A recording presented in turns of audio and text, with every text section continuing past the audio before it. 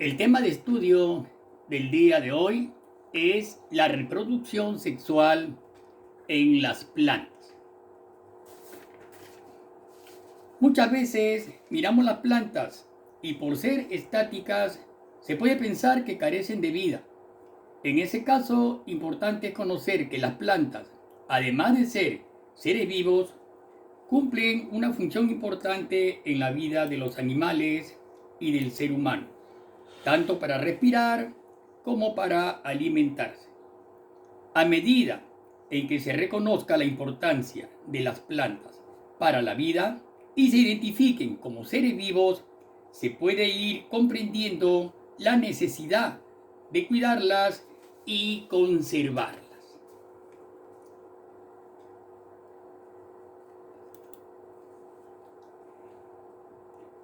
El órgano que realiza la función de reproducción en las angiospermas es la flor.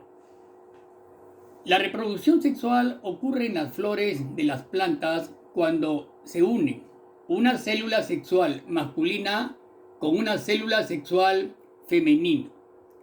Cuando pasa el tiempo, esta unión de células produce una semilla de la que saldrá una nueva planta. Vuelvo a repetir que el órgano reproductor de la planta es la flor. La flor es la parte de la planta pues que contiene los órganos sexuales. Entonces, la mayor parte de las flores son hermafroditas, es decir, tienen órganos sexuales tanto masculinos, representados por los estambres, como femeninos, que están en el interior de los ovarios, llamados óvulos. Bien, ahí están observando las partes de la flor. Se observan claramente los 4 verticillos florales. Primeramente tenemos el pistilo, que es el órgano femenino de la flor, vean, en forma de botella, la parte estigma, la parte superior, un estrecho que va terminando en una dilatación, que es el ovario, en cuyo interior se encuentran los óvulos. Lateralmente se encuentran los estambres, que son los órganos masculinos, ¿no? Y en los órganos masculinos, y donde en la antera se encuentra el polen, que es la célula sexual masculina. Bien, tenemos los sépalos también. Los sépalos que son, claramente se ven de posición en la parte baja, se encuentran los sépalos que forman el cáliz, ¿no? Generalmente verdes y de consistencia herbácea.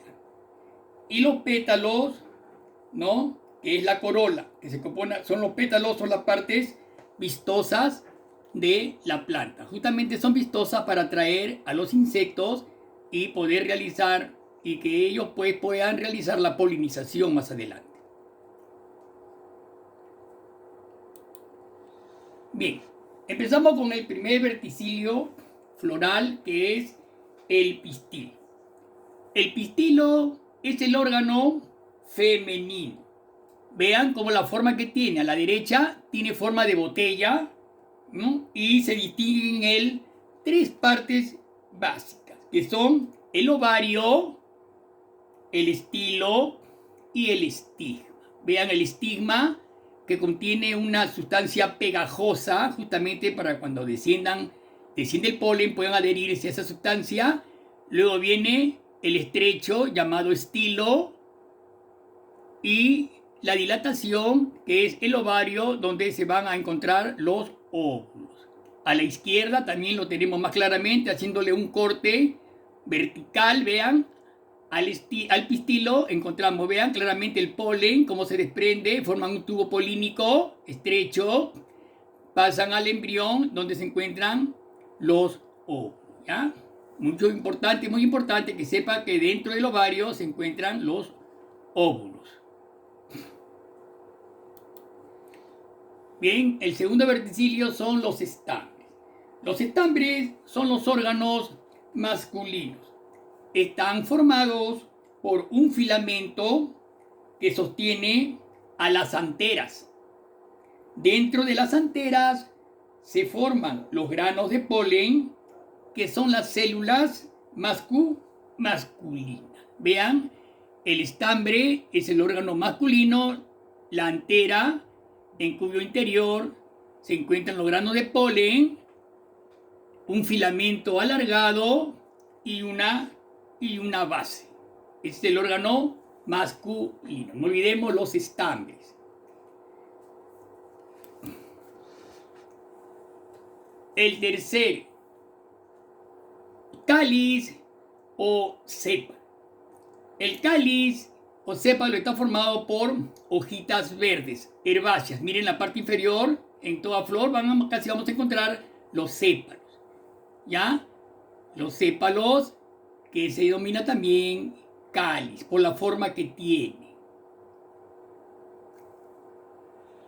La corola o pétalo, ¿no? Está formado por hojas de una gran cantidad de colores, ¿no? Justamente pues para atraer a los insectos, ¿ya? Para atraer a los insectos que llevan a cabo la polinización. No olvidemos que el cáliz y la corola son hojas externas que protegen los órganos reproductores, ¿no? Que están en el centro, como podrán observar ahí, está el pistilo y los estambres. Son hojas externas que protegen los órganos reproductores.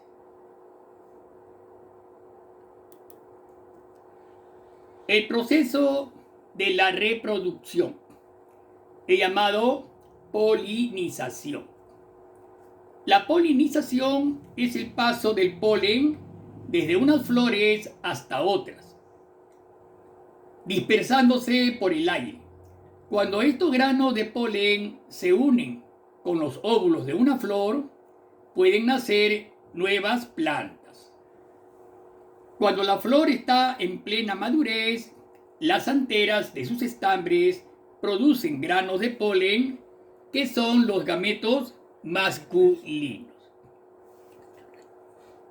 ¿Ya? Mucho cuidado. Entonces, el primer paso de la reproducción es la polinización, ¿ya?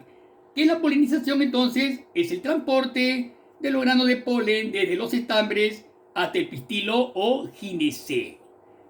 Tenemos dos tipos de polinización, que son la directa, polinización directa, ¿ya? Esa es la que se realiza en la misma flor, ¿no? Puesto que la flor es hermafrodita y tiene pistilo y tiene estambres. Entonces, esa es la polinización directa. Se realiza en la misma flor.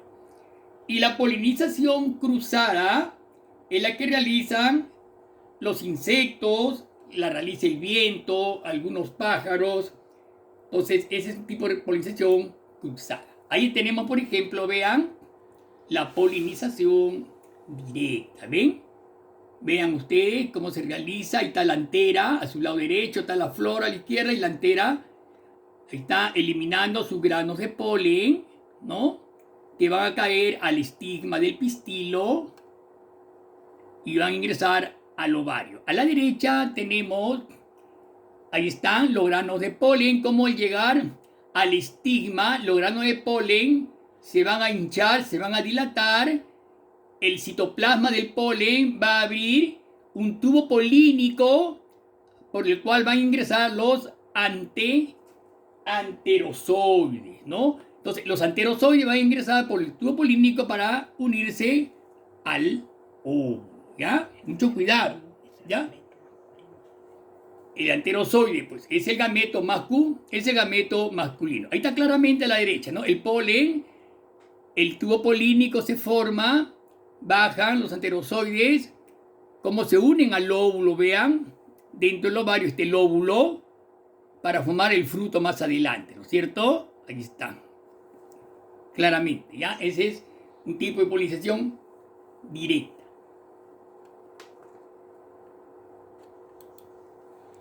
La polinización cruzada. Este tipo de polinización la realizan, pues, vean, algunos insectos, sobre todo la abeja es el insecto que poliniza en un 75% las flores, mucho cuidado en ese dato. Tenemos un colibrí, vean, a la derecha también está polinizando una flor. Entonces, la polinización por los insectos, ¿no? Entonces, los insectos llevan el polen de una flor a otra. Para atraer a los insectos, las flores suelen ser grandes, vistosas y aromáticas. Y a menudo, pues, van a producir un néctar, ¿no? Un néctar líquido azucarado. Y por el viento también se realiza la polinización por el viento. Vamos a ver por el viento cómo se realiza, cómo arrastra el polen hacia las flores, ¿no? Por el viento arrastra los granos de polen de unas flores a otras. Se da en flores pequeñas y poco vistosas. Ese es por el viento, ¿ya? Los pajaritos también polinizan al ingerir, al comer los frutos de algunas flores. Luego van a defecar las semillas y también van a producir polinización. Bueno, esos son algunos de los tipos de polinización cruzada.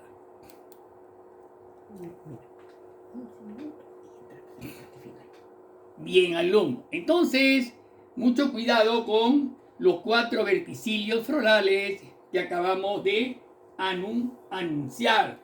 Estén bien al tanto de estos 4 verticillos. A ver, ¿cuáles son los 4 verticillos florales? El cáliz, empezamos con el pistil, órgano femenino. El pistilo tiene 3 partes, estigma, estilo y ovario. En el interior de los ovarios se encuentran los óvulos, que son las células reproductoras femeninas. Bien, ese es el órgano femenino, ya el pistilo. El órgano masculino son los estambres. Los estambres presentan las anteras en la parte superior, y dentro de las anteras se encuentran los granos de polen que van a fecundar por el tubo polínico, van a fecundar a los óvulos. Mucho cuidado para producir las frutas. Vamos a entrar ahora al proceso de reproducción. La polinización, que es el transporte del polen de una flor a otra. ¿Ya? La fecundación, que es la unión del gameto masculino con el óvulo. 3. La formación de los frutos. Después de la fecundación, el cáliz y la corola se secan, los óvulos se transforman en semillas y el ovario en fruto. Mucho cuidado con esos procesos reproductivos. Entonces empezamos. Del pistilo al fruto. Vean el punto. La flor se marchita. La flor se va a marchitar, cae la corola y el androceo y se empieza a desarrollar el cigoto, ¿no? Luego, la pared del ovario se va a engrosar interiormente y se empieza a formar una semilla interiormente. Luego se forma el fruto que contiene la semilla en su interior. Entonces, el ovario es el que se va a formar posteriormente el fruto, ¿no? Por eso cuando decimos el concepto de fruto, siempre decimos es el ovario fecundado, desarrollado y maduro, ¿no? Entonces mucho cuidado, ¿ya? El embrión es el que más adelante va a formar el fruto. Y los óvulos van a formar las semillas. Mucho cuidado con ese dato. Bien, chicos. Entonces, ¿qué es la polinización? La polinización es el paso del polen desde unas flores hasta otras, dispersándose por el aire. Cuando estos granos de polen se unen con los óvulos de una flor, pueden nacer nuevas plantas. Cuando la flor está en plena madurez, las anteras de sus estambres producen granos de polen que son los gametos masculinos. El primer paso de la reproducción es la polinización, ¿no? Entonces, pues, la polinización es el transporte de los granos de polen desde los estambres hasta el pistilo o gineceo. No olvidemos que al pistilo también se le llama gineceo y a los estambres androceo, ¿ya? En un libro van a encontrar así, El androceo, cuando se refiere a los órganos masculinos, y el gineceo o pitilo a los órganos femeninos. No olvidamos ese dato, chicos. Entonces, generalmente la polinización se produce entre flores que pertenecen a plantas separadas y puede ocurrir de dos maneras que ya hablamos en la polinización directa e indirecta. Bien, pasamos al segundo punto, que es la fecundación. La fecundación, el segundo punto. La fecundación, tenemos entonces, bien, entonces 2 es la fecundación, es la unión del gameto masculino o anterozoide con el óvulo. No olvidemos que la fecundación, pues, es la unión del polen con el óvulo, ¿ya? Entonces, el polen desarrolla un tubo polínico que llega hasta el ovario y se une con los óvulos. Eso ya lo hemos visto anteriormente. 3. La formación de los frutos. Después de la fecundación, la flor cambia. El cáliz y la corola se secan, los óvulos se transforman en semillas, mientras que el ovario se desarrolla y madura formando el fruto. Mucho cuidado con ese dato. Bien, muy bien. Proceso, ya hablamos sobre el proceso de la reproducción. Entonces,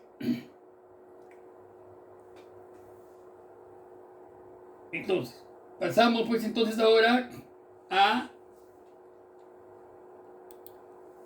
la germinación. Muy bien. La germinación es un proceso porque el embrión se desarrolla hasta convertirse en una planta.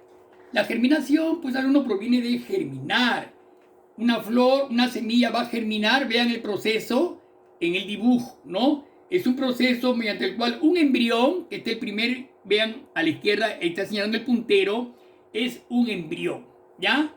Entonces, ese embrión se desarrolla, va a ir desarrollándose, vean, el segundo paso,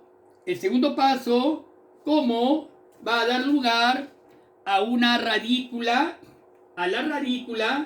que viene a ser va a dar lugar a la raíz, y la gémula en la parte superior va a dar lugar al tallo. Miren ese tallito. El tercer paso, vean cómo el tallo va a ir creciendo hacia la parte superior y la raíz hacia la parte inferior va a dar lugar, vean, a los pelos radicales, ¿no? Pelos absorbentes, cofío, casqueta al final. Va a ir en crecimiento, un crecimiento apical, la parte superior igualmente, va ascendiendo el tallo, pequeñas hojitas, ¿no? El cuarto y último paso sigue el crecimiento de la raíz y del tallo, vean, van creciendo las hojas, se van agrandando cada vez más. Una vez que realiza pues ya la fotosíntesis, entonces hay una planta adulta, ¿no es cierto? Mucho cuidado con ese caso de la germinación, ¿ya? Entonces la germinación es el proceso mediante el cual un embrión se desarrolla hasta convertirse en una planta. ¿Ya? Es un proceso pues que se lleva a cabo cuando el embrión se hincha y la cubierta de la semilla se rompe. Cuando se rompe la cubierta de la semilla, recién va a salir el embrión. Mucho cuidado, en el interior de la semilla se encuentra el embrión, ¿ya? La germinación se inicia con la entrada de agua en la semilla y finaliza con el comienzo de la salida de la radícula, ¿ya? La radícula o raíz, ¿ya? De ahí termina la etapa germinativa y se inicia una nueva planta, ¿ya? Mucho cuidado. Cuando el fruto está maduro, libera las semillas. Estas caen al suelo y al poco tiempo germinan. encontrando se encuentran las condiciones propicias, como es el agua, la temperatura, el clima, medio ambiente, entonces se va a producir la germinación y por lo tanto la formación de una nueva planta. Bien, chicos, bien, entonces ahora le vamos a pasar un pequeño video para reforzar el tema de polinización. Presten atención.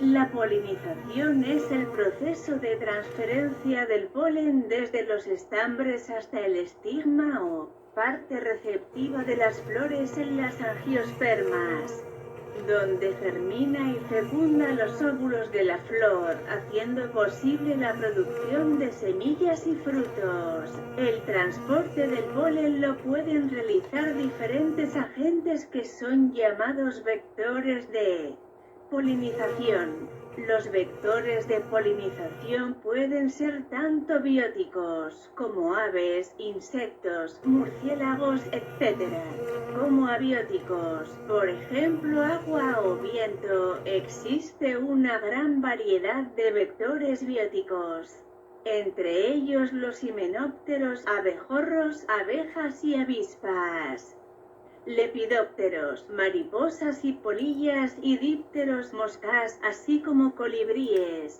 algunos murciélagos y en casos raros algunos ratones o monos. Algunas flores pueden ser polinizadas por muchos vectores, en cuyo caso se dice que son flores generalistas en cuanto a polinizadores o, por el contrario, solo pueden ser polinizadas por un género o especie debido a que la morfología tanto de la flor como del polinizador se han acoplado a lo largo de la evolución, en cuyo caso se dice que las flores son especialistas. La especialización de la polinización genera un beneficio tanto para la planta como para el polinizador, por lo cual ésta se vuelve muy eficiente, pues el insecto volará con seguridad a otra flor de la misma especie y depositará el polen en el estigma de esta flor. Entre las orquídeas es común encontrar una gran especialización en la interacción con los polinizadores, véase Xanthopan morgani y praedicta. El transporte del polen lo pueden realizar agentes físicos como el viento, plantas anemófilas, el agua, especies hidrófilas o un polinizador animal, plantas zoófilas. Las características físicas y fenológicas de las flores anemófilas, hidrófilas y zoófilas, así como las de su polen, suelen ser marcadamente diferentes. Las plantas zoófilas deben llamar la atención de sus vectores con colores y olores atrayentes, así como recompensarlos con alimento o refugio.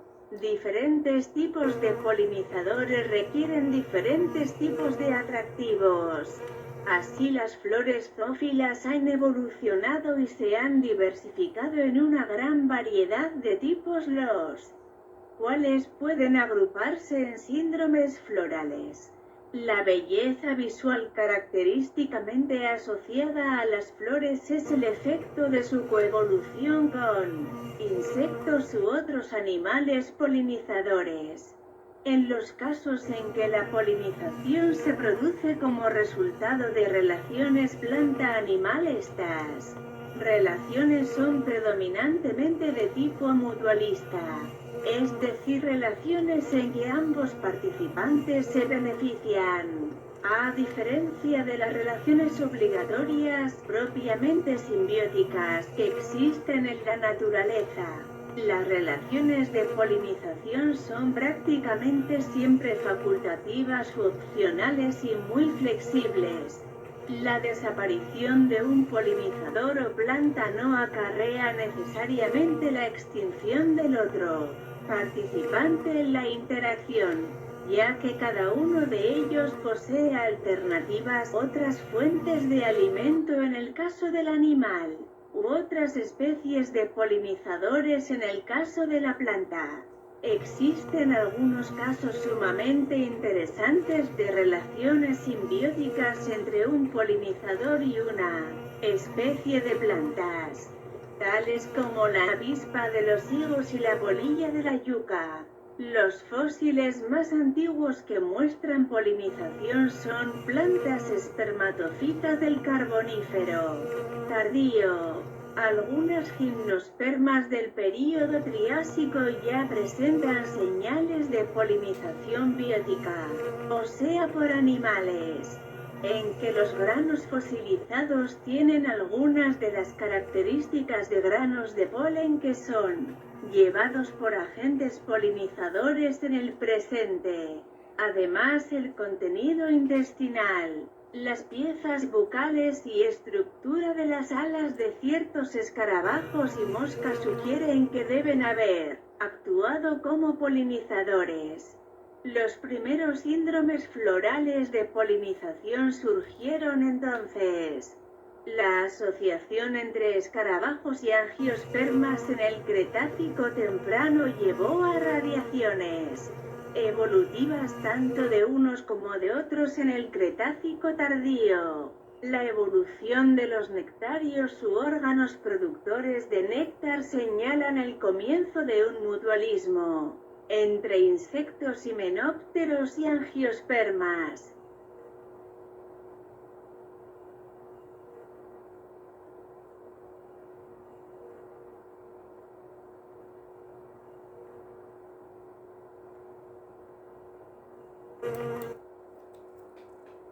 Bien chicos, luego de este corto video sobre polinización, espero pues que el proceso reproductivo de la flor se haya entendido.